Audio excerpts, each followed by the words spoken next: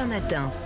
Nicolas Carros, ce matin, vous nous parlez, c'est votre livre du jour, d'un écrivain qui fait souvent figure de favori des rentrées littéraires. Et du public aussi. Sorge Chalandon, il publie L'Enragé chez Grasset, il fait beaucoup parler, peut-être grâce au sujet dur. Ça se passe à Belle-Île en 1934. Vous savez que là-bas, jusqu'en 1977, il y avait sur l'île un centre d'éducation pour mineurs de 12 à 21 ans, une colonie pénitentiaire, en fait un truc horrible, très violent, un cauchemar. C'est l'histoire des jeunes prisonniers ? D'un en particulier, mais aussi de leur évasion. On ouvre le roman en 1932 au réfectoire avec Chotan, un ancien sous-officier reconverti en gardien boudiné dans son uniforme qui impose le silence à tous, même aux plus fortes têtes. Moisan, Trousselot, Petit Malo et même Soudard le caïd, écrit Chalandon, tous ont la tête dans les épaules pour éviter de croiser le regard de Chotan. Et voilà la teigne, alias Jules Bonneau, celui qui raconte: s'il soutient son regard, ça va très mal finir.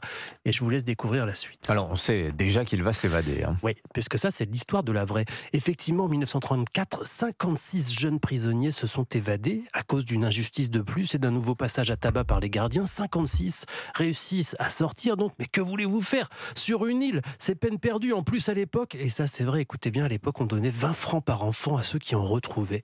Et donc, ils ont tous été récupérés, tous sauf un. Ah bah le héros, c'est lui l'enragé du titre. C'est lui, et ça c'est de la fiction. Jules Bonneau en 1934, mais c'est aussi Sorge Chalandon. Les lecteurs de Chalandon le savent, l'écrivain journaliste a eu une enfance difficile. Il s'est même échappé de chez lui à 16 ans avec un père qui justement lui promettait la maison de correction. Mais dans ce 11e roman, il parle de lui en creux, on s'en doute, mais c'est de la fiction romanesque et de la bonne. On court avec Jules et c'est bouleversant. L'enragé, signé Sorge Chalandon, et vous lui donnez des chances pour les prix littéraires cet automne? Un peu moins que les rentrées précédentes, peut-être parce que justement c'est hyper romanesque et la rentrée littéraire, pour les prix on aime bien les trucs un peu autofiction et tout ça. Mais c'est génial. Hein. Et donc qui va gagner le concours cette année? Je fais plus de pronostics, moi.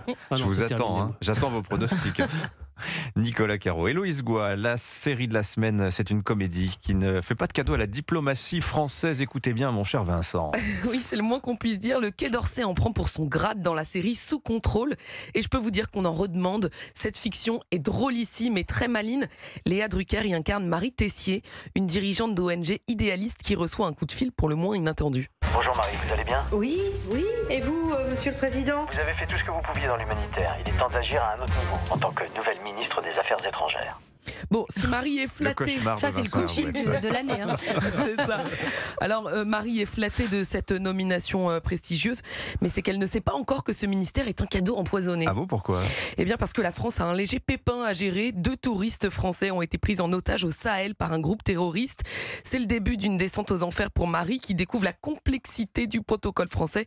Mais heureusement, le président de la République est là pour donner de bons conseils. Rien ne doit filtrer hors de cette pièce ni dans la presse. Blackout. Qu'on ne sache même pas entre nous qu'on sait. C'est clair ? Très clair. Ouais. C'est très clair. Même les terroristes au Sahel sont épuisés par le fonctionnement du gouvernement français. Ambassade de France, bonjour. Ici le groupe Armée pour l'Islam. Nous avons des otages français. Nous voulons parler à l'ambassadeur. Le plus simple serait de nous contacter via le formulaire sur le site de l'ambassade. On vous rappellera. J'ai dit. Allez. Je sais pas s'il faut rire ou pleurer en fait en entendant ça. Non mais vous vous rendez compte de l'image que ça donne de notre diplomatie, c'est catastrophique. C'est vrai, et C'est catastrophique. qui mieux qu'un Belge pour se moquer bien comme il faut de notre diplomatie. C'est l'écrivain Charlie Delvart qui signe cette série. Les dialogues sont ciselés, les 6 épisodes de 30 minutes sont ultra rythmés. Léa Drucker est extraordinaire dans le rôle de cette ministre débordée, ébouriffée, qui s'acharne malgré tout à faire croire que tout est sous contrôle alors que pas du tout. Grand coup de cœur donc pour cette fiction jubilatoire qui a tout de même remporté le prix de la meilleure série en compétition française au festival Sérimania. Il était Charlie Delvart et Léa Drucker, ils étaient les invités de Culture Média sur Europe 1. D'ailleurs, vous pouvez les réentendre sur europe1.fr. Vincent, peut-être un commentaire. Moi, je trouve ça désespérant de voir à quel point la diplomatie française est devenue un objet de moquerie aujourd'hui. Ouais, c'est assez classique quand même, mais on ne tire pas sur une ambulance, ni sur un corps diplomatique qui est à terre. Merci les amis.